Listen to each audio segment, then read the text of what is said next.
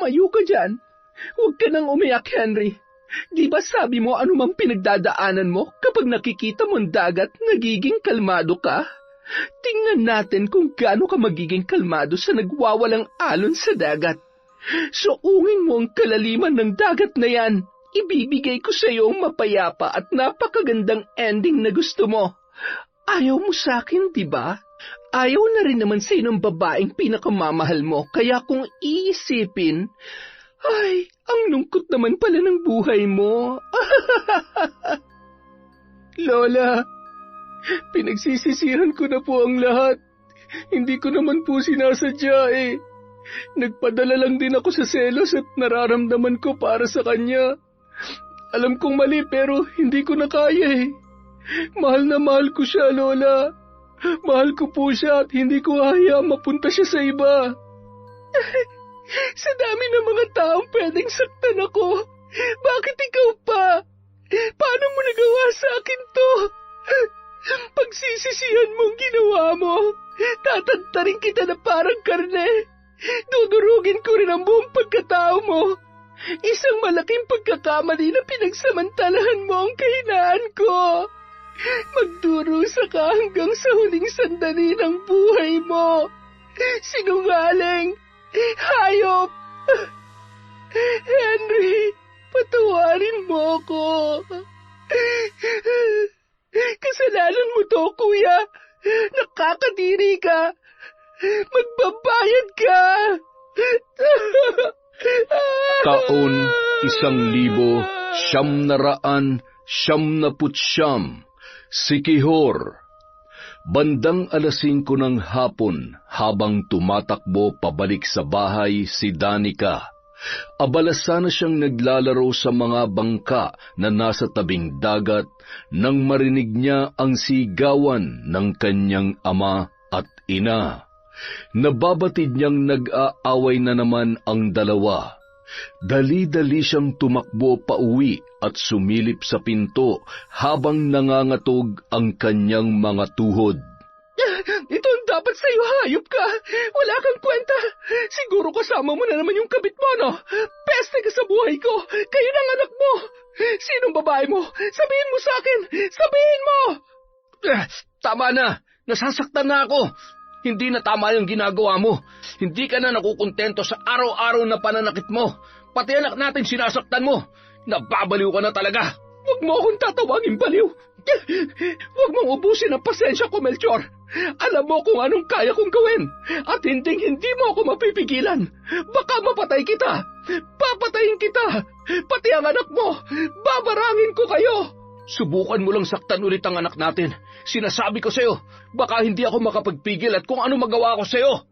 Nanlilisik ang mata na dinampot ni Dolores ang itak at winasiwas yon, sabay itinutok sa leeg ni Melchor.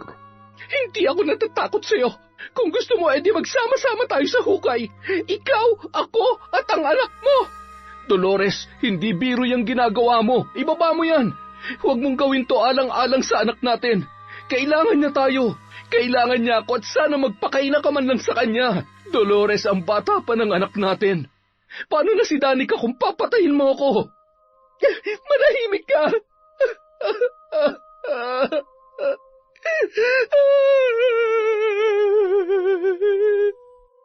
Wala sa sariling tinaga niya si Melchor at tinamaan yon sa kaliwang braso. Sa laki ng sugat kasabay ang pagtilamsik ng dugo ay nandilim ang paningin noon at pilit na inagaw ang itak na hawak ng babae at ginantihan yon. Dahil sa matinding galit ay hindi niya na namalayan na natadtad niya ng tama ang katawan ng babae, lalo na ang mga braso nito. Tumakbo papasok sa loob si Danica na noon ay nagpupumalahaw at akmang yayakap sa likod ng kanyang ama na noon ay nakasalampak sa sahig at hawak pa rin ang itak. Mababakas ang pinaghalo-halong emosyon sa mga mata nito. Nang makita ni Danica ang nagkalat na dugo at ang halos mautas ng leeg ng kanyang nanay Dolores, halos hindi na yon nakapagsalita. Nakatayo na lamang siya at nakatulala habang pinapanood ang sumunod na pangyayari. Tila ba tuluyan ng iniwan ng katinoan si Melchor na wala pa ring tigil na tinatadtad ang ilang parte ng katawan ng kanyang asawa. Ang bata na noon ay nakatayo ay hindi na magawa pang makapagsalita. Patawarin mo ako, anak. Kailangan ko lang gawin to dahil kung hindi, ikaw ang mapapahamak. At hindi ko hahayaang mangyari yun. Kailangan na matapos ang pananakit niya sa atin, lalong-lalo na sa iyo. At kahit sino man na magtangkang saktan ka, hindi ako magdadalawang isip na gawin to. Maging matapang ka, anak. Ano man ang mangyari, anak ko, lagi mong tatandaan na mahal ka ni tatay.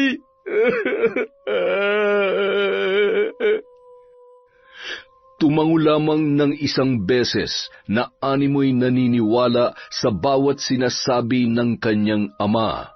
Sadyang mas malapit siya sa kanyang tatay Melchor dahil araw-araw madalas siya ang pinagbubuntunan ng galit ni Dolores, lalo na kapag namumroblema at kung ano-ano ang pumapasok sa isip nito.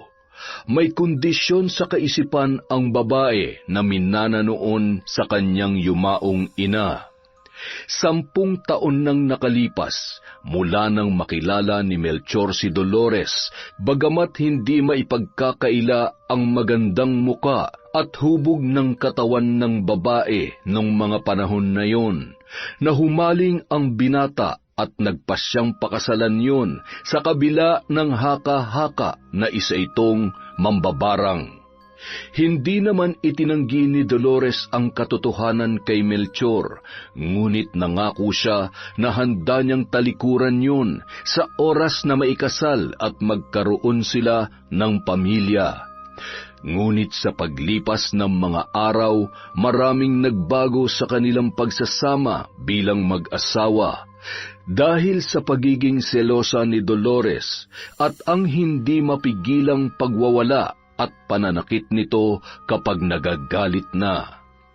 Ilang sandali pa, biglang may tumatawag sa labas ng kanilang bahay. Kuya Melchor! Ate Dolores! Tao po! Tao po!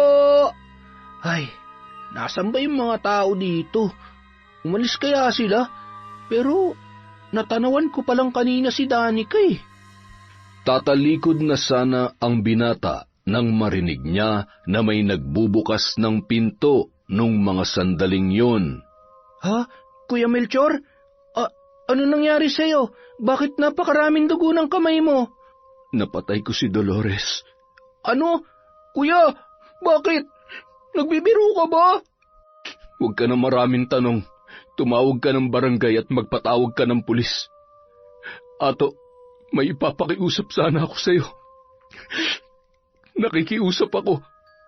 Alam kong makukulong ako at hinding-hindi na makakalabas pa. Ikaw na ang bahala sa anak ko, ha? Huwag mo sana siyang pababayaan. Pakiusap, protektahan mo siya para sa akin. Natataranta namang umalis si Ato at sumunod sa sinabi ni Melchor. Ang binata ay matalik na kaibigan nito at kasakasama niya sa pangingisda sa laot. Nang bumalik yon ay kasama na ang ilang mga opisyal ng barangay. Nadatnan nilang mahigpit na magkayakap ang mag-ama. Hindi makapaniwala ang mga taong naroon sa karumal-dumal na sinapit ni Dolores. Nang dinampot at pinusasan si Melchor, doon lamang muling nanumbalik ang tinig ng batang si Danica. Saan niyo dadalhin ng tatay ko? Tatay, huwag mo akong iwan. Tatay! Huwag niyo huliin ang tatay ko. Wala siyang kasalanan. Tatay! Ibalik niyo sa akin ang tatay ko. Huwag ka nang umiyak, Danica. Huwag ka mag-alala, magiging maayos din ang lahat. Halika na, sumama ka sa akin. Kinarga na lamang yon ni Ato at iniuwi sa kanilang bahay habang patuloy pa rin sa pagpupumalahaw. Sino ba yang iyak ng iyak? Ato, teka, sino ba yang... Ano ang nangyari? Ay, anak ito ni Melchor, hindi ba? Ano't dala-dala mo dito yung batang yan? At saka, bakit ang daming dugo ng damit mo, Ineng? Pakilinisan niyo na lang po muna siya, Lola, at pakipalitan po ng damit. Bukas ay babalik ako doon kung maaari para kunin ang mga gamit niya. Teka nga at ako'y naguguluhan. Wala ka niya isang sinagot sa tanong ko. Ano ba talaga ang nangyayari, Ato? Wala na po si Ate Dolores, Lola. Patay na po siya. Patay na? Ay, sus Maria Josep. Paanong patay? Nagpakamatay ba o pinatay? Napatay ho ni Kuya Melchor. Hindi ko pa po alam kung ano talaga nangyari, pero hindi naman po tinakbuhan ni Kuya Melchor ang ginawa niya. Sa tingin ko po, hindi niya na natiis ang ugali at pananakit ni Ate Dolores. Ang iniisip ko po ngayon kung papaano na po si Danica. Ibinilin siya sa akin ni Kuya, Lola. Kaya lang paano natin ipapaintindi sa kanya ang mga nangyari? Hindi biro yun, nakita niya mismo na... Ay, grabe. Ay siya, sandali at aasikasuhin ko muna ito, ha? Magluto ka muna ng ulam at mamaya na tayo magkwentuhan. Kinikilabutan ako sa mga sinasabi mong bata ka. Hindi ko alam kung totoo na nanaginip lamang ako. Ay, kawawang bata. Bakit naman kailangang umabot sa ganito ang buhay niya? Habang nililinisan ng matanda ang katawan ni Danica, na noon ay patuloy pa rin sa paghikbi, nakita niya ang mga peklat na may bakas ng kuko at kalmot, gayon din ang mga latay sa iba't ibang parte ng katawan noon. Tatay! Tatay ko! Ato, pumarinig ka nga. Ay, tingnan mo, napakaraming... Sinasaktan ba nila ang batang ito? Naikwento po sa akin ni Kuya Melchor na sinasaktan daw lagi ni Ate Dolores si Danica kapag mainit ang ulo niya. Ewan, may problema talaga ang ugalit pag-iisip ni Ate Dolores eh. Nung minsan ko maabutan na nag-aaway sila, hindi po kayo maniniwala kung gaano kaamo ang mukha nun, siya namang kinasama ng ugali. Maliban sa kung ano-anong masasakit na salita ay talagang sinasaktan niya si Kuya at kapag wala naman siya ay si Danica naman ang pinagdidiskitahan niya. Kaya ayan po, magpasalamat na lang tayo at hindi nadamay si Danica sa nangyari kanina. Ay, Ineng, huwag ka nang umiyak, ha? Mula ngayon ay kami muna makakasama mo ng Kuya Ato mo. Huwag ka mag-alala at magkikita pa rin kayo ng tatay mo. Halika na't bibihisan na kita. Gagamutin ko rin muna itong mga sugat mo, ha? Matapos magamot ang sugat, ay agad nang nakatulog ang bata at pinilit na lamang nilang gisingin yon para painumin ng gatas upang malamnan ang tiyan. Matapos uminom ay agad rin yung sumuka. Nako, nilalagnat si Danica. May masakit ba sa iyo, Ineng? Humiga na lamang ulit yon at bumaluktot na animoy nilalamig. Pinahiran nila yon ng basang bimpo sa katawan upang bumaba ang lagnat at nang matapos ay hinaplasan yon ng langis sa paa. Hinilot din ni Lola Estelia ang likod ng bata. Pagkatapos ay nakatulog naman yon ng mahimbing hanggang sa bumangon yon at bigla na lamang umiyak. Wag! Nanay, tama na po! Masakit po, Nanay! Wag po!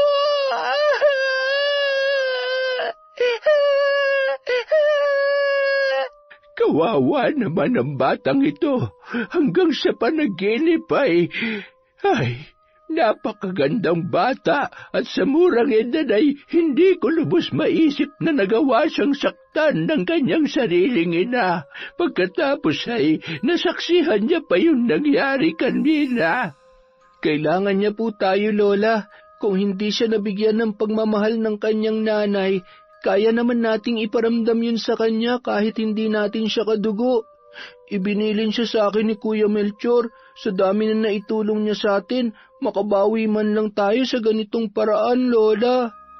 Lumipas ang ilang buwan matapos tuluyang makulong si Melchor at mailibing si Dolores sa tulong ng mga nagmamalasakit na mga kabarangay. Samantala, mas sinipagan pa ni Ato ang pagtatrabaho. Pagkagaling sa isang restaurant na pinagtatrabahuhan niya ay nagagawa pa nung pumalaot para manghuli ng isda. Samantalang ang lola niya naman ay nalilibang sa pag-aalaga kay Danica na noon ay nanumbalik na ang sigla ng pangangatawan. Ngunit may mga gabi na nagigising pa rin ang bata na umiiyak at hinahanap ang kanyang tatay Melchor.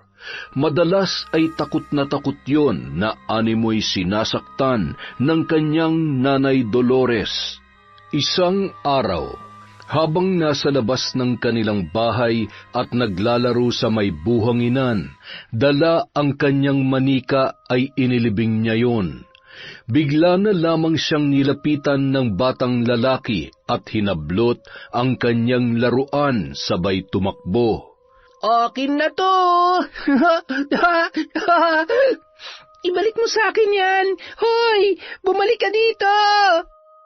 Patuloy sa pagtakbo yun papunta sa may baybayin hanggang sa tumawid sa may malalaki at maliliit na bato para masigurong hindi siya maaabutan ni Danica. Ngunit laking gulat niya nang dumampot yon ng bato at nanlilisik ang mga mata na tumakbo papalapit sa kanya. Sabi ko naman sa'yo, balik mo sa akin yan, di ba? Masama ka, kaya itong dapat sa'yo. Umilag ang bata sa bato na posibleng tatama sa kanyang muka, dahilan para mapaatras siya at mahulog sa may kalalimang bahagi ng dagat. Danica, tulong! Hindi ako marunong lumangoy! Hindi man lamang nilingon ni Danica ang bata na noon ay unti-unti nang nalulunod. Sa halip ay pilit niyang inaabot ang kanyang laruan na tumilapon bago tuluyang nahulog ang batang lalaki. Pinipilit niyang abutin yon kahit na hirap siya hanggang sa makuha niya na ang naturang laruan. Maya-maya, nagsilapitan na ang ilang mga naroon na nakasaksi sa paghahabulan ng dalawa papunta sa nasabing lugar. Anak ko! Nasaan ang anak ko? Kasalanan mo to! Salot ka! Malas ka talaga rito! Pareho lang kayo ng tatay mong mamamatay tao! Nanginginig ang buong katawan ni Danica, sabay dumaloy ang luha sa kanyang mga mata at nagmamadaling tumakbo papalayo. Bumalik ka rito! Papatayin kita! Salot! Hanapin niyo ang anak ko! Iligtas niyo siya! Biboy! Samantala, walang kasing bilis na tumakbo si Danica pauwi sa kanilang bahay habang tumutulo ang kanyang luha. Ngunit walang lumalabas na boses sa kanyang bibig. Nabangga pa nun si Lola bago pumasok sa kanilang silid, sabay sumuot sa ilalim ng kanilang katre. Danica, apo! Ano ba nangyayari? Bakit ka? Halika nga dito.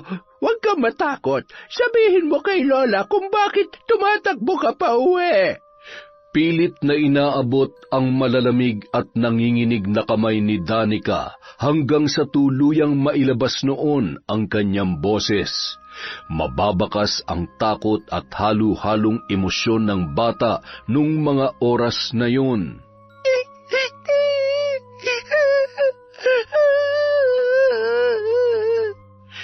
Ilang oras lamang ay sumugod na ang nanay ng bata sa bahay ni na Lola Estelia. Pinagbabato ang kanilang tahanan at nagwawala yun. Ilabas niyo ang batang salot na yan! Papatayin ko siya! Siya dapat ang nalunod, hindi ang anak ko! Demonyo kang bata ka! Mamamatay tao ka! Mahigpit na yumakap at umiiling lamang si Danica habang patuloy sa pagpupumalahaw hanggang sa nawalan yun ng malay nang dahil sa labis na takot. Naging malinaw sa mga nakasaksi kung bakit nakarating doon ang dalawang bata. Ngunit iginigiit naman ng mga magulang noon na kasalanan ni Danica ang nangyari. Bagay na hindi naman ikinatuwa ni Lola Estelia. Kay kikitid ng mga utak niyo para isisi kay Danica ang mga nangyari. Minsan na siya naging biktima ng pagkakataon at hindi ko nahahayaan pang mangyari yon. Subukan niyo lang na may gawin kayo o masaktan ang apo ko. Makakatikim kayo sa akin. Tandaan niyo yan. Kung tinuruan niyo lamang ng tamang asal ang anak niyo, malamang hindi nangyari ito. Nananahimik ang apo ko at dito lamang niya naglalaro sa tapat ng aming bahay. Wala ka rin karapatan na gamitin ang kanyang nakaraan laban sa kanya. Paalisin niyo ang babaeng yan. Walang ibang dapat sisihin kundi ang sarili mong kakulangan at kapabayaan. Inawat naman ng mga opisyal ng barangay ang babae na patuloy sa pag-eskandalo sa maglola. Bago umalis yun, nagngingit-ngit pa sa galit at pinagbantaan ang buhay ni Danica. Bagay na labis namang ikinabahala ni Lola Estelia at ng apo nitong si Ato. Sa huli, mas pinili na lamang nun na lisanin ang lugar upang makalimot sa mga nangyari. Lola, paano kung may masama po palang pinaplano ang babaeng yun? Mas mabuti pa siguro na wag natin palabasin ng bahay si Danica. At sa tingin mo, hahayaan ko pa siyang tumungtong dito? Hindi ko nahahayaan pang danasin ni Danica ang hirap at sakit. Kung kailan kahit papano ay nakikita ko na unti-unti na nagiging masaya yung bata, tsaka naman, ako na ang bahala. Ikaw, kumusta ka naman? Ayos lang po ako, Lola. Ay, siya nga po pala, eto na po ang sahod ko. Kayo na po ang bahala dyan, ha. Bilhan niyo rin po sana ng bagong damit at laruan si Danica. Baka kasi kapag nakita niyo yung laruan na yun, maalala niya lang yung mga nangyari. Sige po, Lola, aalis na ho ako at hinihintay nila ako. Sana makahuli kami ng maraming isda. Sige, mag-iingat ka. Bago pa man lumabas ng bahay si Ato, mahigpit na humawak sa kanyang braso si Danica at ngumiti yun. Oh, bakit? Gusto mong sumama sa akin, no? Umiling lamang si Danica, sabay bahagyang ngumiti at iniangat ang dalawang braso niya, sabay inaabot ang balikat ni Ato. Natawa na lamang si Lola Estelia na nababatid na kung ano ang ibig sabihin ng bata.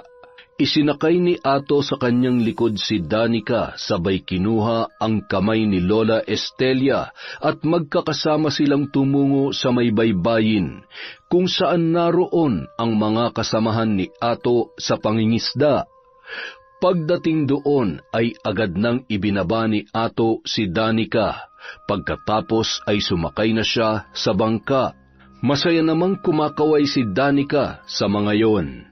Walang mapaglagyan ng tuwa ang puso ko kapag nakikita kitang masaya.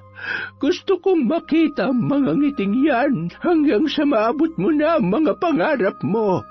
Hindi magiging hadlang ang nakaraan mo para maging mabuting tao. Oh, dahan-dahan na po. Kakain na tayo't alam kong nagugutom ka na. Noong gabing yun, matapos maghapunan ay inihanda ni Lola Estelia ang damit na pantulog ni Danica, sabay inutusan niya yon na maglinis ng katawan bago matulog. Agad naman humiga si Danica at yumapos ng mahigpit sa kanyang Lola Estelia. Nagulat pa ang matanda nang bigla siyang hagkan sa pisngi ng bata, sabay ngumiti yun. Lola, si tatay po. Gusto ko pong makita si tatay. Lagi siyang katabi ko kapag natutulog. Kapag galit po sa akin sa nanay, niyayakap niya ako ng ganito para... Lola, nasan po si nanay? Apo, matulog ka na muna. Kapag maayos na ang lahat ay dadalawin natin ang tatay Melchor mo, pati na rin ang nanay Dolores mo. Ayaw ko po. Galit po sa akin si nanay. Ayaw ko po, Lola. Shh! Huwag ka nang umiyak. Matulog ka na. Tahan na, Apo. Pinunasan ang luha. Sabay hinaplos-haplos pa ni Lola Estelia ang likod ni Danica hanggang sa makatulog yon. Nang matiyak na tulog na ang bata, ay bumangon yon at pumasok sa isang maliit na silid kung saan naroon ang pinakatago-tago niyang gamit at kinalalagyan ng kanyang altar, kung saan isinasagawa niya ang panggagamot sa kulam. Isang albularyo na kung kinakailangan ay maaari niya ring gamitin ang kanyang kaalaman sa itim na paraan. Humarap siya sa altar at kinuha ang isang itim na lapis, sabay muling dinampot ang pangalan ng babae na nagtangka sa buhay ni Danica dahil sa pagkalunod ng anak nito. Matapos sindihan ang kandila ay binuksan noon ang isang aklat. Nakangisi niyang hinahanap ang pahina ng aklat na kailangan niyang basahin. Yun na ang huling araw ng kanyang pagriritual at sa gabing yun, nasisiguro niyang nabura na sa puso ng babaeng yun ang galit. Gayon din ang balak na paghihiganti sa kanyang bagong kinikilalang apo na si Danica. Nung mga oras na yon, walang kaalam-alam ang matanda na sumisilip si Danica sa maliit na awang ng pinto. Namangha siya sa kanyang mga nasaksihan at sa kung anong ginagawa ng kanyang Lola Estelia. Pagkatapos maisagawa ng matanda ang kanyang ritual, ay hinipan noon ang kandila at nagmadali ng lumabas. Nagulat na lamang siya nang makita na nakaupo si Danica sa may pintuan at mahimbing pa rin ang pagkakatulog. Pambihira, sumunod pa siya sa akin kanina. Nakita niya ba kung ano ang ginawa ko? Ay, talaga naman itong batang ito. Apo, gising! Halika na't bumalik na tayo sa higaan. Ano ba't sumunod ka kay Lola? Kiniskis ni Danica ang kanyang mga mata at agad ding tumayo. Humawak sa kamay ng kanyang lola papasok sa kanilang silid-tulugan. Humiga rin agad yun at muling nakatulog ng mahimbing habang nakayapos sa matandang babae. Makalipas ang 10 taon, 18 taong gulang na si Danica. Natapos niya na rin ang pag-aaral sa sekundarya. Sa kabila ng napakaraming gulong kanyang kinasangkutan dahil sa pagiging palaban niya, ay masaya pa rin si Lola Estelia at Ato na natapos niya ang kanyang pag-aaral. Mabait naman si Danica, ngunit kapag inuunahan at hindi nakapagtimpiyon, sigurado na siya ay gaganti. Ang pagtitinda ng isda at karne sa kanilang lugar ang pangunahing kabuhayan nila noon. Nawalan kasi ng trabaho ang kanyang kuya Ato. Ginamit nila ang naipon na pera bilang pamuhunan. Isang araw, abala sa pagtatadtad ng karne si Danica nang pinagmamasdan yon ng kanyang kuya Ato. Hindi alam ng babae kung bakit ganoon kagaan sa pakiramdam niya sa tuwing hinihiwa niya ang bawat parte at tinatadtad ang mga mabutong bahagi ng baboy. Ngunit may mga pagkakataon na may kung anong bumabalik sa kanyang isipan. Napabuntong hininga na lamang siya at umupo sa isang sulok. Agad naman siyang nilapitan ni Ato na noon ay nakakunot noo at inaabot ang lalagyan niya ng inumin na tubig. "Oh, ano nangyari? Nahilo ka ba? Uminom ka nga muna." Hindi malinaw sa kanyang pandinig ang mga sinasabi ng kanyang kuya Ato. Bagkus ay nakatitig siya sa kamay ng lalaki na may bahid ng dugo. "Hoy, naririnig mo ba ako? Pambihira. Ano? Masama bang pakiramdam mo? May lagnat ka ba?" Noon lamang nahimasmasan si Danica at bumalik sa kanyang tamang kaisipan. Aray, ang sakit ng tiyan ko. Sandali lang, magbabanyo lang ako, kuya, ha? Ay, anong problema nun? Parang napapadalas ng pagiging wala sa sarili ni Danica. Kung hindi nagsasalita na mag-isa, nakatulala naman. Ayos lang kaya siya? Pagdating ni Danica sa banyo ay agad niyang hinugasan ang kanyang mga kamay, pati na rin ang kanyang muka hanggang sa siya ay mahimasmasan. Ayoko na. Tama na. Gusto ko na makalimutan ang lahat. Makalipas ang ilang minuto, kinatok na siya ni Ato sa banyo. "Ayos ka lang ba dyan?" Oo, kuya, ayos lang ako. Sandali lang, medyo masakit lang ang tiyan ko eh. Nung mga oras na yun, papunta naman si Lola Estelia sa kanilang pwesto upang hatiran ng tanghalian ang kanyang dalawang apo. Ay, mga apo, eto, dinalhan ko kayo ng pagkain. Pasensya na't medyo natagalan. Sigurado ako na nagugutom na kayong dalawa.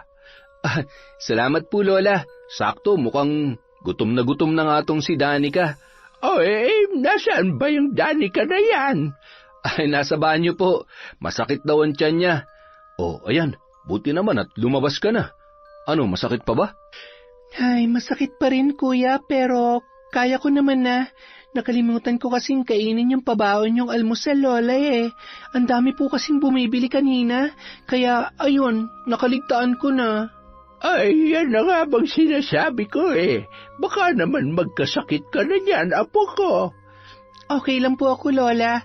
Alam niyo naman po ako kahit anong masakit sa akin basta nandyan kayo ay siguradong gagaling ako agad. Sa susunod na pasukan, mag-aaral ka na ulit ha. Ako nang bahala dito. At saka, pinagkakaguluhan na tong tindahan natin. Hindi naman dahil sa mga paninda natin, kundi mukhang dahil sa'yo. Ay, baka mamaya makapag-asawa ka nang wala sa panahon. Si kuya parang sira. Kahit tumambling pa sila sa harapan ko, ano naman ngayon, hindi ko naman sila gusto. Ano naman ang gusto ng apo ko sa isang lalaki? Siyempre dapat gwapo, maputi, matangkad at mapera. Diba sabi kapag humiling ka, sulitin mo na. Kaya kung hindi rin naman papalarin na makahanap ng... Habang nagsasalita ang dalaga ay napatigil yon nang matanawan ang isang lalaking paparating. Malayo pa'y matingkad na ang mga ngiti ng isang bakasyonistang lalaki na nagngangalang Henry. Lola? Kuya? Nakikita niyo bang nakikita ko? Mukhang ang bilis naman yatang marinig ng Diyos ang aking mga panalangin. Hoy, umayos ka nga. Kababae mong tao eh. Kumain ka na. Ako nang bahala dito. Kuya, huwag kang ano dyan. Magandang tanghali, Pogi. Anong sayo? Isda? Karne? Pili ka lang. Bagong katay lang yan. Grabe, ang gwapo niya naman. Habang nag-uusap sina Ato at ang kanilang lola, ay masaya namang nakikipagbiruan si Danica kay Henry. Hindi mawaglit ang tingin ni Ato kay Danica at sa lalaking kausap nito. Ay, tingnan mo yung apo mo, Lola. Parang nila nakakita ng gwapo sa tanang buhay niya. Pagsabihan niyo nga yan. Ay, ito naman, natural lang yan.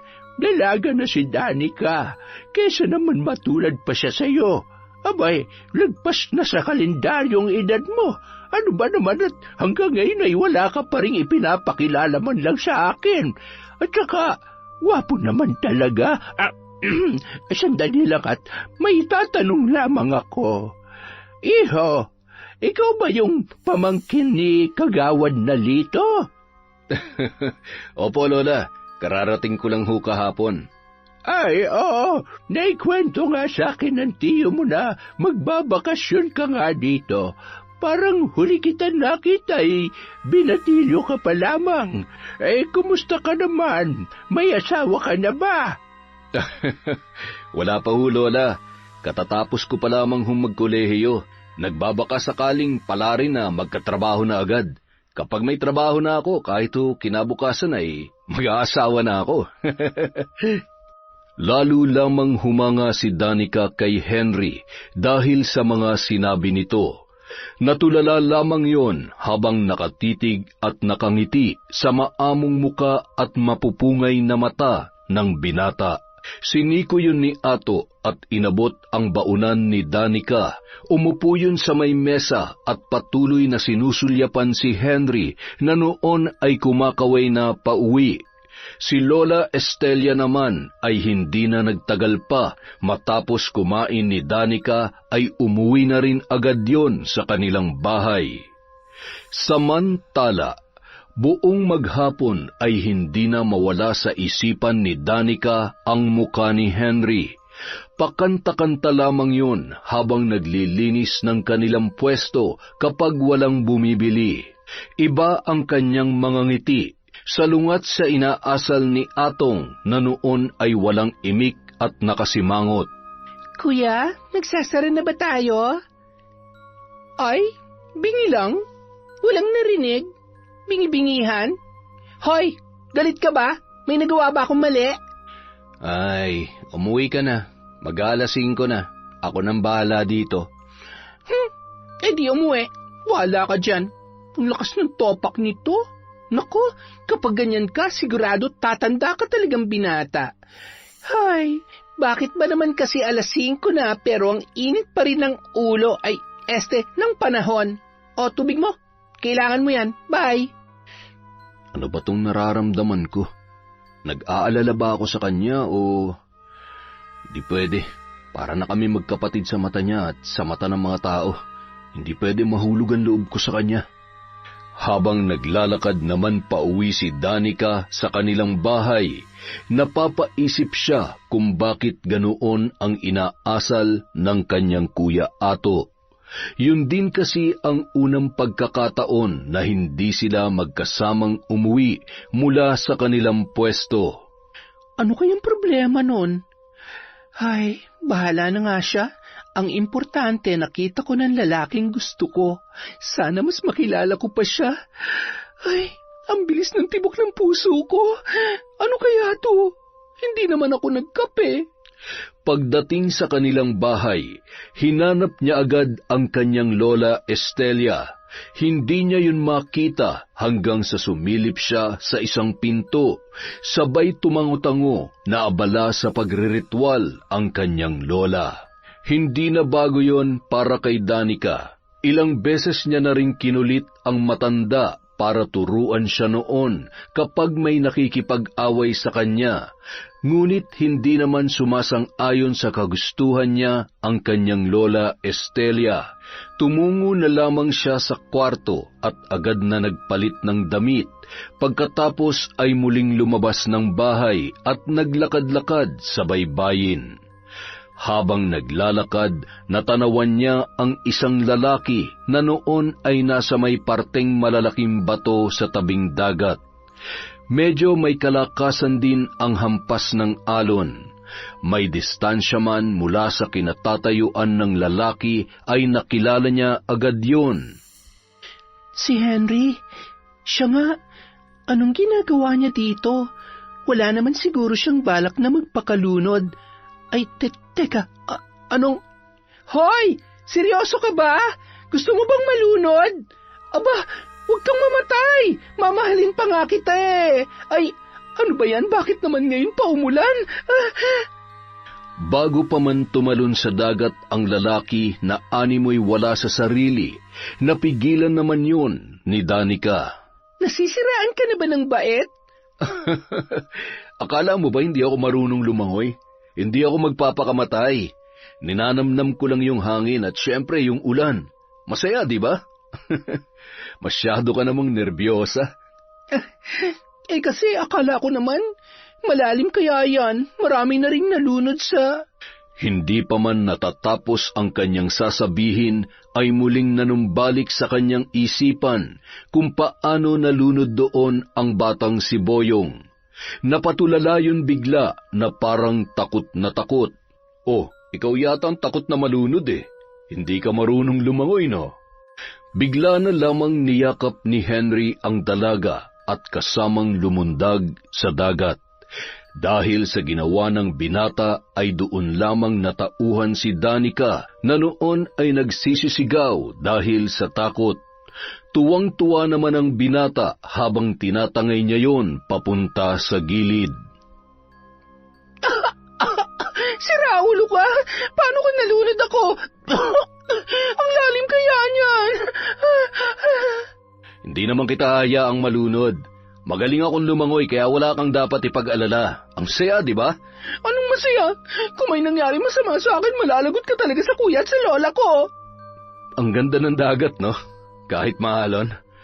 Kahit minsan nakakatakot kong tingnan, pero ito yung lugar na paulit-ulit kong binabalikan kapag magulo ang isip ko. O di kaya kapag nalulungkot ako. Ikaw ba? Siguro palagi ka rin nandito. Oo, pero hanggang ngayon, takot pa rin akong matangay ng alon. Kaya nga hindi ako natutong lumangoy eh. Pambihira naman. Kapag lagi kang magpapatalo sa takot, hindi ka talaga matututo. Kung kinakailangan mong maranasan malunod para matuto ka, halika dito, dali. Ay, wag! Ayoko nga! Ano ba?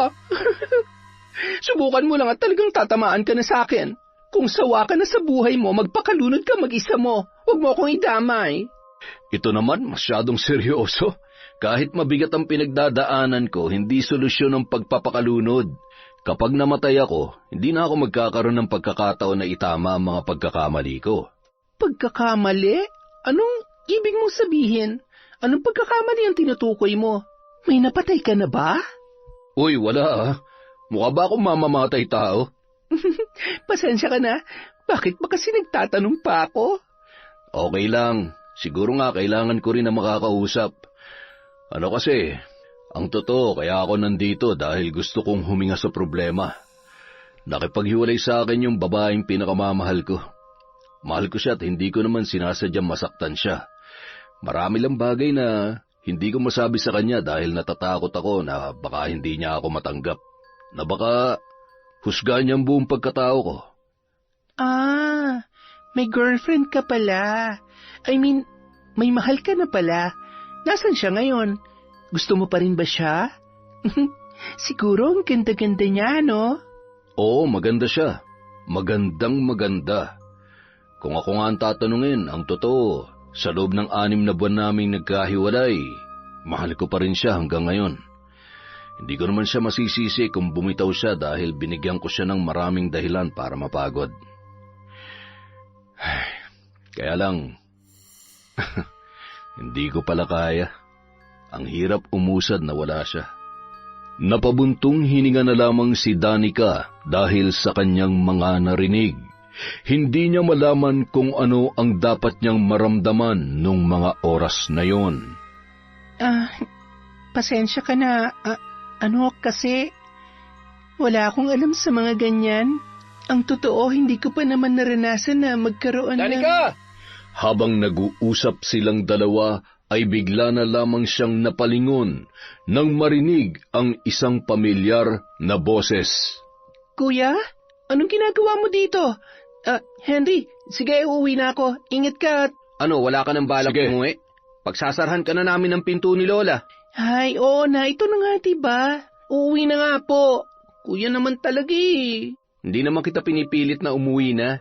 Bumalik ka rin kung gusto mo. Tingnan mo nga itsura mo. Kahit umuulan, wala kang pakialam.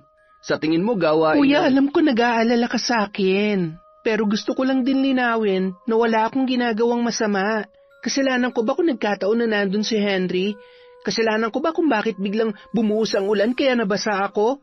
Ay, kanina ka pa ganyan. Hindi tuloy kita maintindihan. Bahala ka nga dyan. Padabog na naglakad pauwi ang dalaga at pagdating sa bahay ay nadatnan noon ang kanyang lola na naghahain na ng hapunan. O, saan ba kayo nanggaling? Bakit pinaghihintay niyo ang pagkain? Danica, apo, ano't basang-basa ka? Pambihira, magpalit ka nga muna ng damit. Ano ba naman at hindi ka nag-iingat? Ay, ikaw naman ato. Ano at parang pasan mo ang mundo? Bakit ba magkasalubong yung kilay mo, ha? Wala po, Lola. Kumain na po tayo.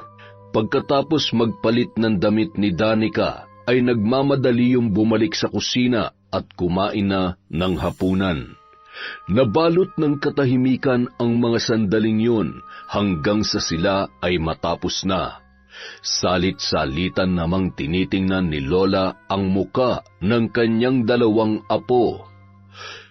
Lumipas ang mga araw, mas lalong napalapit at mas naging malalim ang pagkakaibigan ni Danica at Henry, at mas napalayo naman ang loob ng dalaga sa kanyang kuya dahil nababatid niyang hindi ikinatutuwa noon ang pakikipagmabutihan niya sa binata. Galit ba sa akin ang kuya ato mo? Parang mula nang maging magkaibigan tayo, hindi niya man lang ako binabati o niningitian man lang. Kulang na lang yata habulin ako ng itak. Huwag mo na lamang siyang pansinin. Alam mo, tumatanda na yan kaya medyo masungit na. Ay, mabait naman yon. Siguro nag-aalala lang siya para sa akin. Mula kasi nung maliit pa kami, sila na ni Lolang nag-alaga sa akin. Si nanay ko kasi patay na, tapos yung tatay ko naman nakakulong. Gusto ko nga sanang pumunta sa Maynila para dalawin ng tatay ko Alam mo, kapag nakapagtapos na ako ng pag-aaral at may maganda na akong trabaho, gusto kong magkita ulit kami ng tatay ko. Nakakulong ang tatay mo? Oo, ang totoo niyan, 8 taong gulang pa lang ako nung nakulong siya. Napatay niya kasi si nanay. Nagbibiro ba siya? Ikaw talaga masyado ka mapagbiro. Tinatakot mo lang yata ako Sana nga biro lang ang lahat, kaya lang hindi Totoo lahat ng mga sinabi ko sa'yo. Uwi na tayo. Gabing-gabi na. Umuwi ka na at siguradong hinahanap ka na ng lola mo. Teka, sandali lang. Henry! Hindi nabanggit sa akin ito yung tungkol dun May lahi palang kriminal yun. Marami namang babae na pwede kong ligawan dito. Huwag na yung... Buti na lang nalaman ko kaagad. Samantala, nakaramdam ng kaunting kirot sa puso ang dalaga nang hindi man lamang siya nilingon ni Henry. Nabatid niya na katulad din yon ng mga kaklase at dati niyang kaibigan, na kapag nalaman na ang kwento sa likod ng kanyang pagkatao ay iniiwasan na rin siya at hinuhusgahan. Makalipas ang 3 araw, hindi na nagpakita pa sa kanya si Henry, bagay na labis niyang ikinabahala. Magulong-magulo ang kanyang utak noong mga oras na yun. Ang gusto niya lamang ay makasama at makausap muli ang binata. At dahil sa ginawang yon ni Henry, ay lalo lamang siyang nanliit sa kanyang sarili.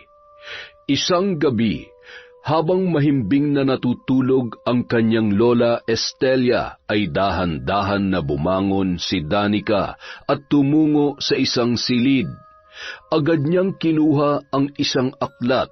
Kaparehong-kapareho yon ng aklat sa kanyang alaala na minsan niyang nakita sa mga gamit ng kanyang nanay. Doon niya napagtanto na may aral din ang kanyang ina tungkol sa pambabarang. Napabuntong hininga siya at lalong nadismaya para sa kanyang sarili. Lahat na lang ba ng kamalasan sa buhay ay kailangan kong danasin? Hindi na ako makapapayag na lahat mawala sa akin dahil sa nakaraan ko. Gagawin kong lahat para lamang magustuhan niya ako. Patawarin mo ako, Lola, pero kailangan ko itong gawin. Mahal ko siya. Siya lang ang gusto ko at wala nang iba. Nung mga oras na yon, nakasilip naman si Ato sa awang ng pinto at marahang pinagmamasdan si Danica habang ibinubulsa ang botelya na mayroong langis. Nababatid niyang yon ang langis na naglalaman ng papel na may orasyong panggayuma. Napabuntong hininga siya at muling ibinalik ang botelya nang maalala na wala ring silbi yun, lalo na't iniiwasan na siya ni Henry. Napatigil siya sabay napabuntong hininga. Dahan-dahan na lumabas ng kwarto at kinuha ang flashlight. Tumungo siya sa kanilang lumang bahay at doon ay nagsimulang maghalungkat ng mga sira-sira ng gamit. Nasaan na ba yun? Alam ko na, siguradong nandito lang yon. Ito na nga, wala itong pinagkaiba sa aklat na ginagamit ni Lola Estelia sa pambabarang. Ngayon, magagawa ko ng lahat ng gusto ko. Wala na makakahadlang sa mga plano ko. Ako at ako lamang ang babaeng iisipin at mamahalin ni Henry. Pinagpagan ni Danica ang sahig at naupo roon habang binubuklat ang mga pahina ng aklat. Nakalagay rin doon kung para saan ang bawat salita na kanyang mababasa. Isa sa maraming beses niya nang pinagmamasdan ang ginagawa ni Lola Estelia kapag nagriritual yon ay alam niya na kung paano bibigkasin at gagawin yon. Habang nagbabasa, nakaramdam siya ng biglaang pagkahilo. Umiikot ang kanyang paningin at nanlalamig din ang kanyang buong katawan. Ha? Ano ba itong nangyayari sa akin? Mula sa bintana, nakatanaw si Ato sa babae habang may inuusal na mga salita. Natutunan niya yon bilang proteksyon sa kanyang sarili. Nagagawa niyang manipulahin ang kahit na sino man. Sinubukang tumayo ni Danica ngunit agad rin niyong nawalan ng malay. Nang magising ay naramdaman niya ang mga haplos ng lalaki sa kanyang katawan. Nanlaki ang kanyang mga mata at sisigaw na sana siya nang maaninagan ang muka ni Henry. Henry? Anong ginagawa mo dito? Bakit? Sa halip na sagutin ang mga tanong ng dalaga, ay mapusok na halik ang itinugon sa kanya ng binata. Dahilan para hindi na siya makatanggi pa sa mga susunod na mangyayari. Bumangon si Ato at binasa ang mga nakasulat sa maliit na lumang papel upang mahimbing pang makatulog si Danica. Walang kaalam-alam ang babae sa katotohanan. Nakangising pinagmasdan ni Ato ang kanyang katawan, sabay marahang lumabas ng bahay. Kahit na anong gawin mo, sa akin ka lang. Nagpakahirap ako para lamang mabuhay ka at mapag-aral ka. Tapos ano, yung hayop na Henry lang na yun na makikinabang sa'yo?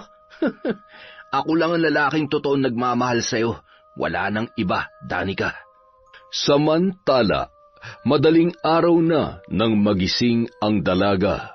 Wala na rin sa tabi niya ang binata, ngunit walang mapagsidlan ng tuwa si Danica habang binabalikan ang mainit na gabi na pinagsaluhan nila ni Henry.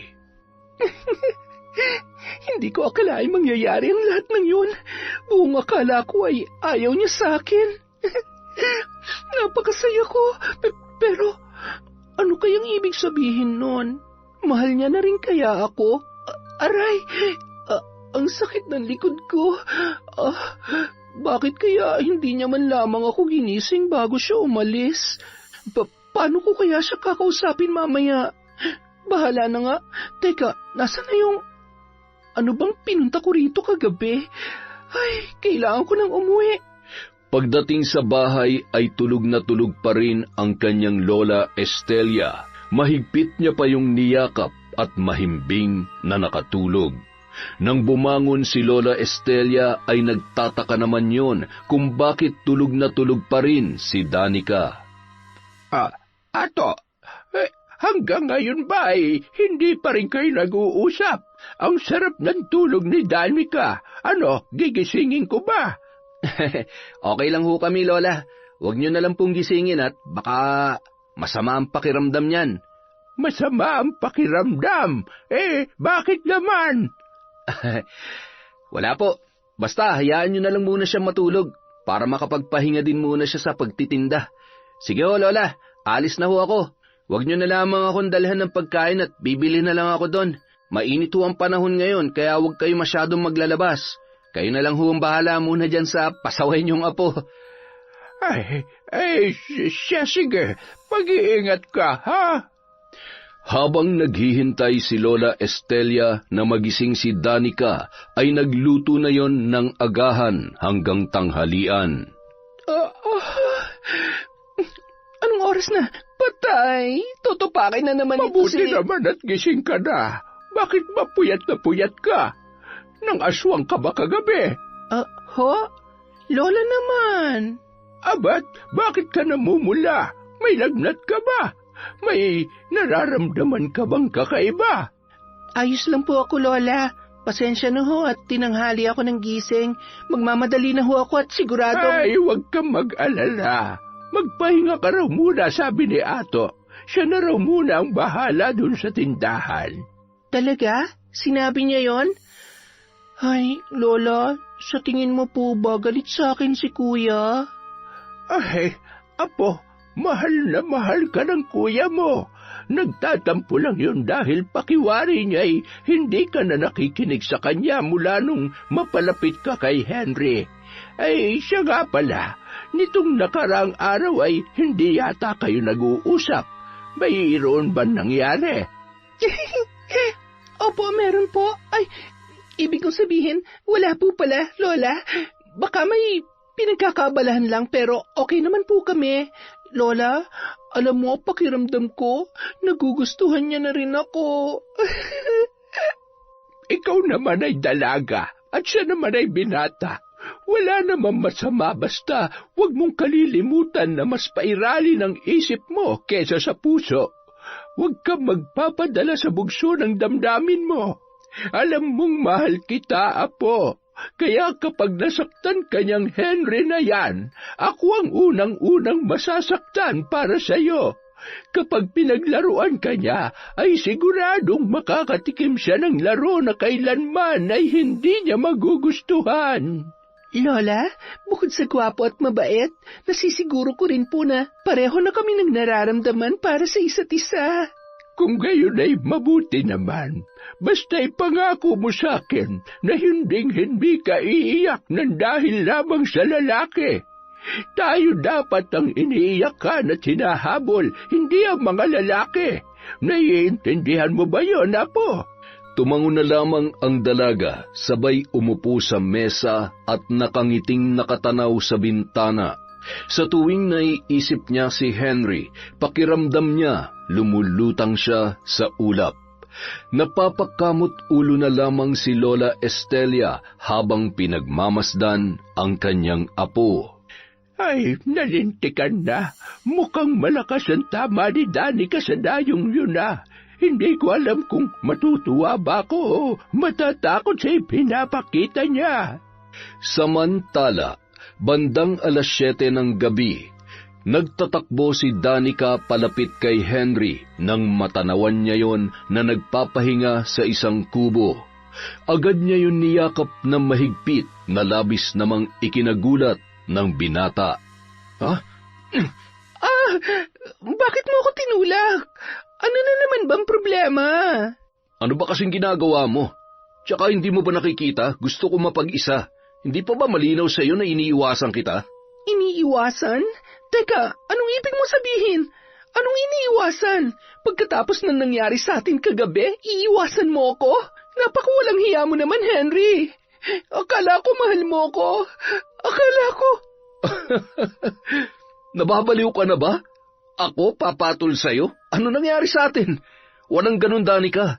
Alam mo, buti pa umalis ka na. Baka kung ano pa masabit magawa ko sa'yo. Magtira ka naman ng kahit konting respeto dyan sa katawan mo. Sa umpisa pa lang, naging malinaw naman na sa'yo na may iba akong mahal at hindi ikaw ang... Hayop! Pagsisisihan mo to! Pagsisisihan mo to, Henry! Umuwi yun sa kanilang bahay at dumiretso sa kwarto na humahagulhol. Agad naman siyang sinundan ni Lola Estelia, samantalang pasimple namang ngumisi si Ato. Ang tanga ko! Ang tanga-tanga ko! Hayop na yun! Ano ba nangyari sa'yo, Apo? Kaninang umagay, napakasaya mo lamang. Ngayon naman ay ngumangaw-ngaw ka na parang baka. Nang sinabi ni Danica ang nangyari sa kanyang Lola Estelia, hindi maiwasang magngit-ngit sa galit ng matandang babae. Anong klaseng lalaki siya? Pagkatapos kanyang makuhay, itatrato ka ng ganyan. Hindi maaari yan. Humanda siya sa akin. Lola, bago kayo sumugod sa bahay ng tiyuhin ng Henry na yun, isipin niyo muna kung sino may kasalanan. Kung hindi nagbigay ng motibo si Danica, hindi naman naaabot sa ganyan.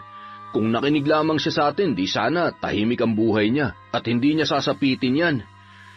Ay, walang aalis. Ikaw, Danica, iiyak mo na lang yan hanggang gusto mo. Buti pa kalimutan mo na lang ang mokong na yun. Bumangon pa yon ng kanyang higaan at yumapos ng mahigpit sa kanyang Kuya Ato. Habang hinihimas ang kanyang likod at pinapatahan siya, ay bigla siyang kinabahan na hindi niya maipaliwanag. Bandang 8:00 ng gabi, habang naghahapunan ay kapansin-pansin ang muling panunumbalik ng maayos na samahan ni Danica at ng kanyang Kuya Ato. Kaya natuwa naman si Lola Estelia habang pinapalakas ni Ato ang loob ng dalaga. Gayunpaman, ramdam pa rin ni Lola Estelia ang kahihiyan at sakit na nararamdaman ng kanyang apong si Danica. Habang kumakain, hindi maiwasang kausapin ang sarili habang pinipigil ang pagpatak ng kanyang mga luha. Kung ang pambabarang ang tanging paraan upang maprotektahan ni Danica ang sarili niya sa lalaking katulad ni Henry, hindi ako magdadalawang isip na isalin sa kanya ang aking kaalaman. Sapat na ang kanyang edad para maintindihan ng mga bagay-bagay. Kaya niya nang diktahan ang sarili niya at bigyan ng limitasyon ang paggamit ng itim na karunungan. Hindi rin ako makakapayag na masaktan siya sa ganitong paraan. Humanda ka, Henry. Nagkamali ka ng pinaglaruan dahil sisiguruhin ko na sisingiling kita ng dobleng sakit na hindi mo inaasahan at mapaghahandaan. Tingnan lang natin kung hindi ka malunod sa sakit at kahihiyan. Mula ng gabing yon, tinuruan niya si Danica kung paano isasagawa ang bawat hakbang sa pambabarang. Mula sa kung paano buhayin ang mga insekto at utusan ang mga yon na parang tao. Hindi ko lubos maisip na sa ilang linggo pa lamang natin na pag-iensayo ay kabisado at malawak na kaagad ang kaalaman mo. Ang totoo po niyan, Lola. Noon pa man ay pinagmamasdan at nakikinig na po ako sa kung paano niyo isinasagawa ang bawat ritual. Kaya po... Wala talaga akong masabi sa katigasan ng ulo mo, Apo. Ay, buong akala ko ay tuluyan mo nang nalimutan ang interes mo sa mga bagay na ito mula nang pinagalitan kita noon nung minsang pinakailaman mo itong mga gamit ko. Isang gabi, hawak ni Danica ang itim na kandila na hugis tao habang pinagmamasdan siya ng kanyang lola na isinasagawa ang ritual ng pambabarang. Nakapikit ang kanyang mga mata habang sinasambit ng paulit-ulit ang pangalan ni Henry. Samantala, kasalukuyan namang natutulog noon ang lalaki. Hindi maikilos ang buo niyang katawan at hindi maidilat ang kanyang mga mata kahit anong pilit niya. Halos mabingi siya sa mga bulong na kanyang naririnig. Tuluyan niyang naimulat ang mata nang may maramdaman siyang mga ngumangat-ngat sa iba't ibang parte ng kanyang katawan. Kasabay ng malakas na sigaw ay ang pagdagsa ng napakaraming mga bubuwit na hindi niya malaman kung saan nagmumula. Halos mapuno na ang kanyang kwarto ng mga yun. Nagpupumilit siyang makalabas at nang buksan niya ang pinto ay napakaraming naglalakihang mga ipis ang sumalubong sa kanya. Tulong! Tulungan niyo ako! Wala ni isa mang nakarinig sa binata sa mga kasamahan nito sa bahay dahil nasa kani-kanila silang mga kwarto.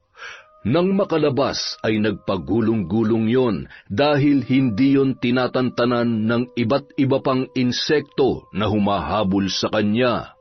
Sa pagkataranta ay nabangga niya ang mesa kung saan may mga babae at lalaking nag-iinuman. Napagkamalan yung baliw at pinagtawanan ng karamihan. Dahil sa mga nabasag na alak ay nabugbog rin siya ng 3 kalalakihan. Pinagtulungan nila si Henry hanggang sa pinaghahambalos yon ng upuan. Katakot-takot na muka ang kanyang nakikita at mga nakabibinging halakhak. Nang makahanap yon ng pagkakataon ay nagmamadali yung tumakbo papunta sa may baybayin. Doon natanawan niya si Danica, kaya naman nagmamadali siyang lumapit sa babae at humingi ng tulong. Danica, tulungan mo ako. Nandiyan na sila. May mga taga-atipis. Maawa ka, tulungan mo ako. Nababaliw ka na ba? Bakit pa takot na takot ka? At saka, kung totoo man na may mga humahabol sa'yo, bakit naman kita tutulungan? Pagkatapos ng ginawa mo sa akin, ang kapal naman ng mukha mo. Danica, maniwala ka sa akin. Naguguluhan din kasi ako sa'yo. Wala akong kasalanan. Lahat ng sinabi mo, hindi ko maintindihan dahil wala naman talagang... Sinungaling ka? Papatayin kita. Pagkatapos mo makuha ang pagkababae ko, biglang wala kang maalala. Tapos tatawagin mo akong baliw? Huwag mo akong gawing tanga, Henry. Ngayon, tingnan na lang natin kung sino talagang baliw sa ating dalawa. Dahil panahon na para maramdaman mo kung anong sakit ang ipinaramdam mo sa akin. Ha? Anong ibig mong sabihin? May kinalaman ka ba sa mga nangyayaring to? Danica, maawa ka. Makinig ka sa akin. Nagsasabi ako ng totoo. Manahimik ka. Wag. Tama na. Tumayo ka dyan. Huwag ka nang umiyak, Henry. Di ba sabi mo anumang pinagdadaanan mo kapag nakikita mo ang dagat, nagiging kalmado ka? Tingnan natin kung gaano ka magiging kalmado sa nagwawalang alon sa dagat. Suungin mo ang kalaliman ng dagat na yan. Ibibigay ko sa iyo ang mapayapa at napakagandang ending na gusto mo. Ayaw mo sa akin, di ba? Ayaw na rin naman sa inong babaeng pinakamamahal mo, kaya kung iisipin, ay, ang lungkot naman pala ng buhay mo. Mabuti pa humawak ka dito sa kamay ko. Yan, ganyan. Masunurin ka naman pala, Henry. Iginiya niya yon sa may tabing dagat at nang makarating doon ay binitiwan niya na ang kamay ni Henry habang siya ay patuloy sa paghalakhak. Sige, takbo! Nandiyan na yung mga kaibigan kong daga at hipis. Bilisan mo! Baka maabutan ka nila, Henry! Nang lumingon ang binata ay nakita niya ang nagliliparang mga insekto at pagharap ay sinalubong siya ng napakalaking alon. Nang mawala si Henry sa paningin ni Danica ay masayang-masaya yung umuwi. Ngunit hindi niya inaasahan ang kanyang nadatnan. Bakit ngayon mo lamang sinabi sa akin to? Bakit ginawa mo yun, Apo? Kapatid na ang turing niya sa'yo, tapos Paano kapag nalaman niya na ikaw ang lalaking gumalaw sa kanya nung gabing yon at hindi si Henry? Alam mo ba na mapapahamak si Henry dahil sa ginawa mo? Si Henry ang magbabayad sa kasalanan na hindi niya naman ginawa. Paano mo nagawa ito?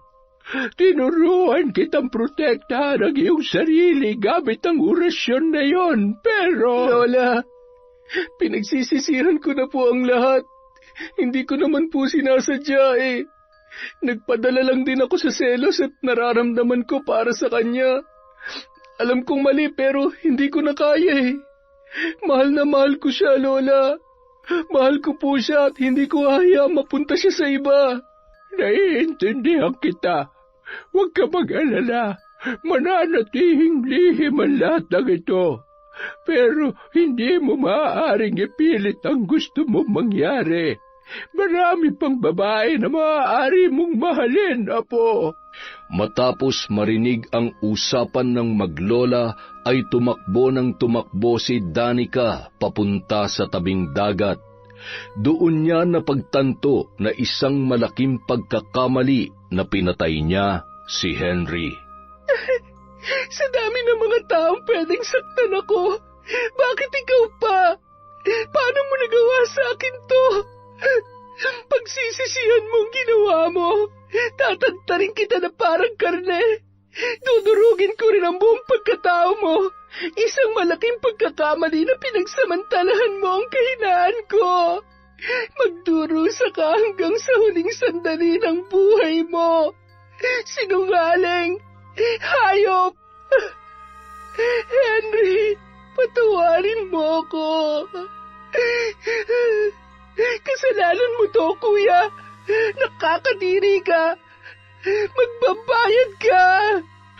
Nagpatuloy ang pag-agos ng kanyang luha habang nakatanaw sa dagat. Inaalala ang masasayang araw na magkasama sila ni Henry. Sa mga pagkakataong yun ay hindi niya mapatawad ang kanyang sarili at punong-puno ng pagsisisi. Maaaring malas nga ako. Salot, mamamatay tao rin ako katulad ng mga magulang ko. Kung sabagay, dugo nilang nananalaytay sa buo kong pagkatao, tapos pinalaki pa ako ng mga demonyo. Mga sinungaling, humanda kayo, dahil mararanasan niyo kung paano ko kayo paikutin sa mga palad ko. Nang gabi ring yun, pagka-uwi ay agad niyang kinuha ang itak at nakangising hinahasa yun habang kumakanta-kanta pa. Nagising naman si Ato nang marinig ang ingay sa kusina at nilapitan si Danica. Oh, bakit gising ka pa? Saka anong ginagawa mo dyan at madaling araw na naghahasa ka pa ng itak? Wala lang, gusto ko lang. Hindi kasi ako dinadalaw ng antok eh. Marami akong iniisip na pwede kong gawin sa taong nanloko sa akin. Tingnan mo, kuya. Ang talim, no? Pwede ko bang subukan kung kaya nitong pumutol ng leeg? Ay, puro kakalukuhan. Akin na nga yan at baka mamaya ay masugatan ka pa. Matulog ka na. Kanina ka pa hinihintay ni Lola. Nakatulog na't lahat-lahat. Ayan, wala ka pa rin. Saan ka ba nang galing? Tinitigan lamang ni Danica si Ato, sabay ngumisi bago pumasok sa kanyang kwarto. Napakahusay mo magpanggap na hayop ka. Huwag ka mag-alala. Lahat ng natutunan kong kademonyohan kay Lola, gagamitin ko sa'yo. Kinaumagahan. Lola, pwede po bang kayo na munang sumama kay kuya? Kahit hanggang tanghali lang po. Medyo masama po kasi ang pakiramdam ko eh. Lalagnatin po yata ako. Ako na lang po ang magluluto. Kunin niyo na lang po mamaya mga bandang 11:00. O siya, inuman mo na kagad ng gamot yan, ha? Ato, hintayin mo na ako. Sigurado ka bang kaya mo mag-isa dito, iha? Opo, Lola. Pagkaalis ng dalawa ay agad na tumungo si Danica kung saan naroon ang lahat ng mga kagamitan sa pambabarang ng kanyang lola. Isinilid niya lahat yun sa sako at hinila niya yon papunta sa dati nilang bahay. Ngayon wala nang ibang makikinabang sa mga gamit na to kundi ako lang. Tingnan na lang natin kung anong magiging reaksyon niya sa napakagandang surpresa ko sa kanya. Ay, ang bigat ha. Makauwi na nga't magsisiga pa ako ng mga natitirang kalat sa bahay. Pagdating niya ay agad siyang naghanda ng tanghalian. Bandang 10:30 ng tanghali, itinambak ni Danica ang ilang mga kahoy at karton, sabay sinindihan sa harap ng bahay. Sakto namang lumalagablab na yon nang dumating ang kanyang lola. Ano't napakaraming usok dito. Ay, Danica, apo, ano ba? Lola, nandito na pala kayo. Sakto ho, tapos na ako magluto.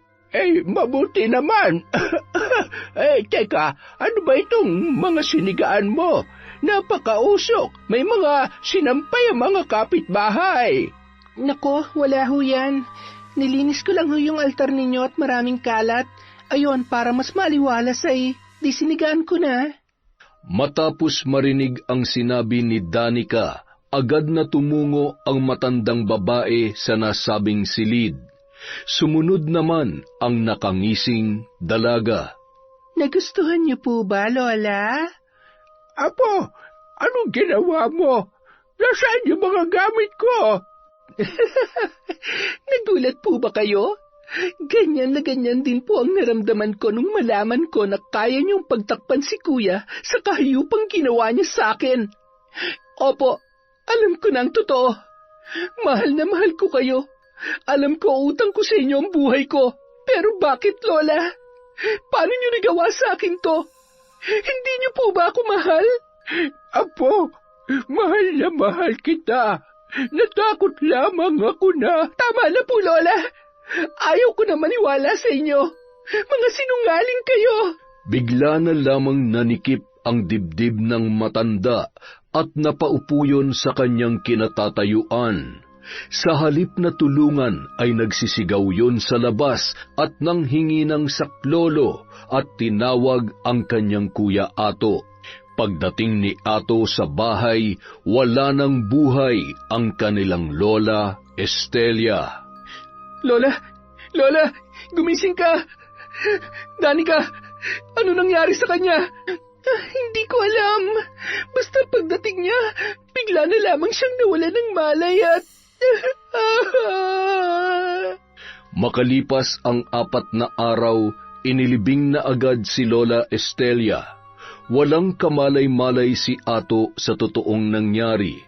Sa kabilang banda, masaya siya na magiging malaya na siyang gawin ang kahit na anong gusto niya kay Danica dahil wala nang makakapigil sa kanya. Habang iniisip niya yon, pasimple namang nagmamasid at binabasa ni Danica ang laman ng isipan ng lalaki. Hayop ka talaga. Napakasama ng ugali mo. Hinding-hindi mangyayari ang lahat ng pinaplano mo dahil tatapusin na kita. Ikaw ang dapat na magbayad sa lahat. Napakasama mo. Halimaw ka. Pero mas halimaw ako sa'yo. Kailangan mo munang sumamba sa akin para mapatawad kita sa mga kasalanan mo. Pero hindi mangyayari yon. Walang kapatawaran ang ginawa mo sa akin. Kaya kung may gusto man akong mangyari ngayon, yun ay ang makita kang unti-unting nahihirapan at nalalagutan ng hininga. Maya-maya lamang inakbayan siya ng kanyang kuya Ato at inabot ang isang bote ng alak.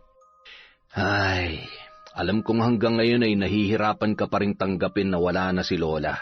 Kaya mula sa araw na ito, gusto kong malaman mo na tayong dalawa na lang ang magkakampi. Ay, iniwan na ako ni Lola kaya sana naman, huwag mo akong iwan.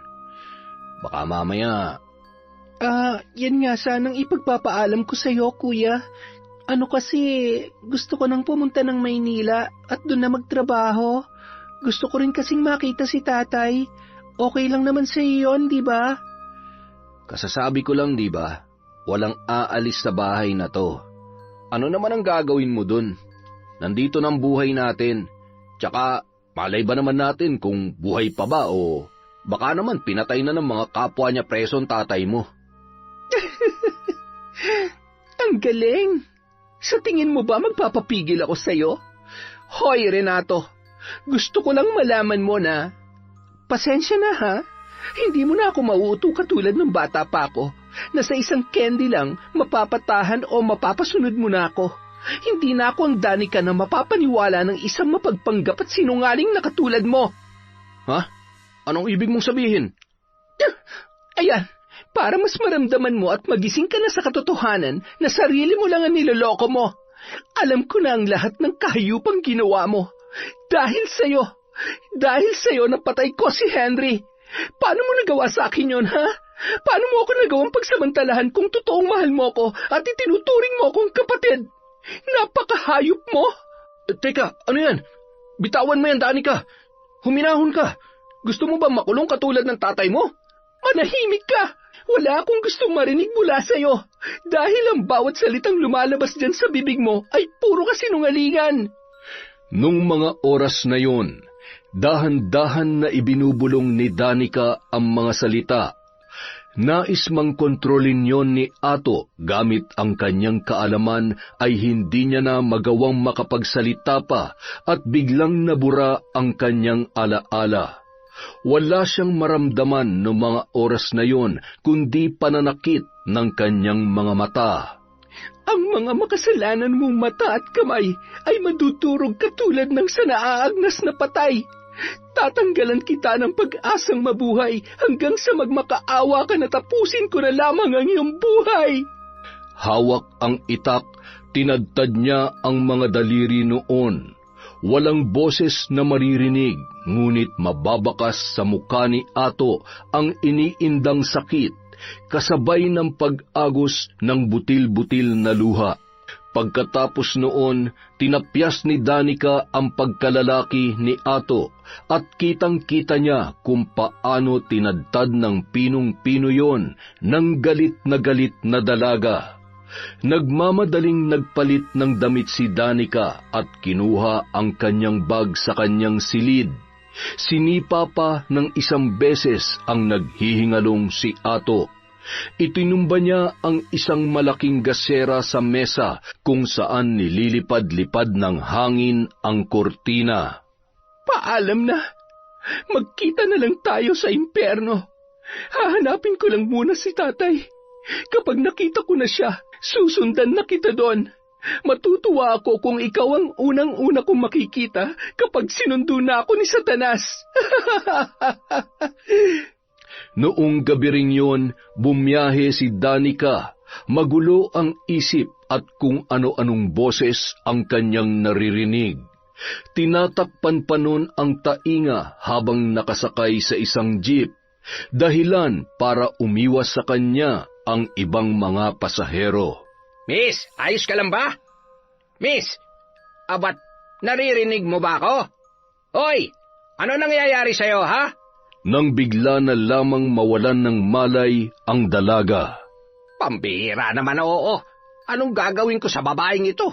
Malilintikan ako nito sa misis ko eh. Ay, matumal na nga ang pasahero eh. Nagsibabahan pa dahil sa'yo. Baka mapagkamalan pa ako ni misis na babae kita, anak ng teteng, oo. Nang makarating sa kanilang bahay, pagkaparada ng pampasada niyang jeep, nakangiti siyang sinalubong ng kanyang asawa. Honey, buti nandito ka na. Kanina pa kita hinihintay. Ay, teka, ano yung... Ay, amang mahabagin. Ano nangyari dyan? Nasagasaan mo ba yan? Umamin ka, babae mo ba to? Anong ginawa mo sa kanya? Teka, honey naman. Wala akong ginagawa dyan. At saka tingnan mo, mukha bang papatulan ako niyan? Pambira ka naman, oo. Wala nga akong pambili ng pustiso, makakapambabae pa kaya? Hindi kakagat sa kapugian ko yan. Ay, sumakay yan sa akin mga bandang 8:00. Nung una nakatulala lamang, tapos biglang nagsalita na. nagagalit tapos nung huli, parang takot na takot. Ayun, bigla na lamang nawalan ng malay, sakto, pauwi na ako. Ay, nagsibabaan nga yung ilang pasaherong sakay ko dahil sa kanya Mukhang may tama O parang may mali Pero nakakaawa naman, napakagandang dalaga pa naman. Anong sabi mo? Ulitin mo at ayusin mo dahil hindi ko maintindihan Ang sabi ko, napakagandang dalaga pa naman. Tingnan mo nga ang puti-puti tapos ano. Ganon. Ay, aray ko. Ang lakas ng loob mo, ha? Gusto mo yatang mapilayan at mamasada bukas na lasog-lasog ang katawan. Huwag ka na magalit sa akin, parang hindi mo naman ako kilala. Alam mo namang hindi ako mahilig sa maganda. Sa'yo pa nga lang hirap na ako. Sa maganda pa kaya? Ay, tarantadon to. Kung alam mo lang kung paano ko pinagtsatsagaan yung pagmumukha mo. Paggising ko sa umaga, lagi na lang sira ang araw ko. Buhatin mo na yan at dalhin mo sa loob ng bahay. Bilisan mo. Ay, honey, tulungan mo naman ako. Baka magkakalas-kalas tong mga buto ko. Ay, nako. Nang magkamalay si Danica, doon nila napagtanto na may malalim na pinagdadaanan ang dalaga na dahilan ng kanyang pagkabaliw. Tatay ko. Gusto ko makita si tatay. Alam niyo ba kung nasaan ang tatay ko? Ay, sigurado ka ba sa desisyon mo na dito patirahin yan? Baka mamaya ikapahamak pa natin yan. Mukha naman siya mabait. Alam mo, mas mabuti na rin to kesa kung saan-saan pa siya mapadpad at baka mapagtripan ng mga luko-luko. Isa pa may dahilan ng Diyos kung bakit dito siya napadpad. Kung yan ang gusto mo, di bahala ka. Magtatanong-tanong din ako sa mga kakilala ko para malaman kung may mga naghahanap ba ng kamag-anak. Makalipas ang 1 buwang pamamalagi ni Danica sa bahay ng mag-asawa, doon nila napagtanto na nagdadalang tao yun. Pinagtiyagaan nilang alagaan si Danica hanggang sa makapanganak. Balak nilang kupkupin ang mag-ina, lalo na't hindi naman sila biniyayaan ng anak. Mahirap dahil hindi pa rin nanunumbalik sa tamang kaisipan si Danica, ngunit bukal sa kalooban ng mag-asawa na tumulong alang-alang sa kaligtasan ng mag-ina. Makalipas ang 1 buwan, nasa kabuwanan na rin ang tiyan ni Danica kaya't anumang oras ay inaasahan na nila na manganganak na ang babae. Danica, takas? Kailangan kong makatakas. Huhulihin nila ako. 11:00 ng gabi, pilit niyang binuksan ang pinto sa may kusina at doon dumaan para tumakas. Nang magising ang mag-asawa ay labis naman silang nabahala. Kailangan natin siyang hanapin. Saan naman natin hahanapin yun? Masyado na malalim ang gabi. Kahit saan, ang importante ay makita't mahanap natin siya bago pa mahuli ang lahat. Buntis siya at kabuwanan niya na ngayon, kaya sa ayaw mo't sa gusto, hahanapin natin siya. Ay Diyos ko, ilayo mo po sana siya sa kapahamakan. Samantala, habang naglalakad sa kalsada ay napatigil si Danica nang maramdaman ang labis na pananakit ng kanyang tiyan. Kasabay ng pagputok ng panubigan ay napahawak yon sa kanyang tiyan at napaupo sa kalsada. Nagpupumalahaw siya sa sakit. Samantala, patuloy naman sa paghahanap ang mag-asawa. Mula sa di kalayuan ay naaninagan nila ang babaeng nakahiga sa kalsada. Nagmamadaling inihinto ang jeep nang maaninagan nila na yon ay si Danica. Hindi na nadala pa sa ospital ang babae dahil tuluyan nang lumabas ang bata sa kanyang sinapupunan. Dinala na lamang nila yon sa malapit na kumadrona sa kanilang lugar. Nang makita ni Danica ang kanyang anak, ay muling nanumbalik ang mga pinagdaanan niya. Nanginginig ang buo niyang katawan habang isinisiksik ang sarili sa loob ng isang makapal na kumot na animoy takot na takot. Sige na, kargahin mo siya kahit sandali lang. Napakagwapo niya, manang-mana siya sa'yo. Ayaw ko. Ayaw ko sa batang yan. Ayaw. Masama ang batang yan tulad ng tatay niya. Ilayo niya siya sa akin.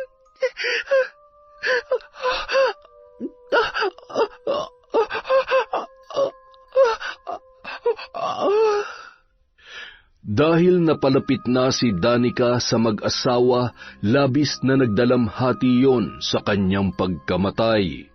Ngunit ang bata na naiwan nito sa pangangalaga ng mag-asawa ang lalong nagbigay kulay sa simple ngunit masaya nilang pagsasama. Inalagaan at pinalaki nila ang bata na parang tunay na anak. Ipinaramdam nila ang pagmamahal upang matiyak na hindi maranasan ang hirap at sakit na pinagdaanan ni Danica noong gabing mapadpad yon sa kanila. Alam mo, mahal, naniniwala talaga ako na may dahilan ang lahat ng bagay. Hindi man tayo biniyayaan na makabuo ng sarili nating anak, pero binigyan pa rin tayo ng pagkakataon na maranasan kung paano maging magulang sa batang ito. Tingnan mo nga't sa kagwapuhan ay nagiging kamukha ko na. Tarantadon to? Yon, isa na naman pong malupit na kwento mula sa Kwentong Enteng. Meron na naman po tayong shout-out. Simulan po natin kay Inday Shea. Hi po kay Eve Boncoff, Buhay, Japan. Kay Christine Guevara from Lebanon. Hello po kay Wahid Hajan from Malaysia. Hi kay Vicky Yabut. Kay Chona Telesporo from Canada. Hi po kay May Hers from Tampa, Florida. Hi sa mga taga San Miguel, Bulacan from Eileen Colon. Hi po kay Adela Lee. Hello kay Kurt Mina. Happy Fiesta sa mga taga Santa Maria, Bulacan. Kay Delany Larroco. Hi sa family ni Christine Angela Grefaldia. Hello po kay Miss Maura. Kay Virginia Belay. Hi sa Malakas family from Elvira, Malakas. Lakas nito. Hello po kay Monica Nieves, kay Darwin Cabiso from Riyadh, kay Lent TV at kay Estelita Reyes. Maraming salamat po sa inyong suporta sa Kwentong Enteng.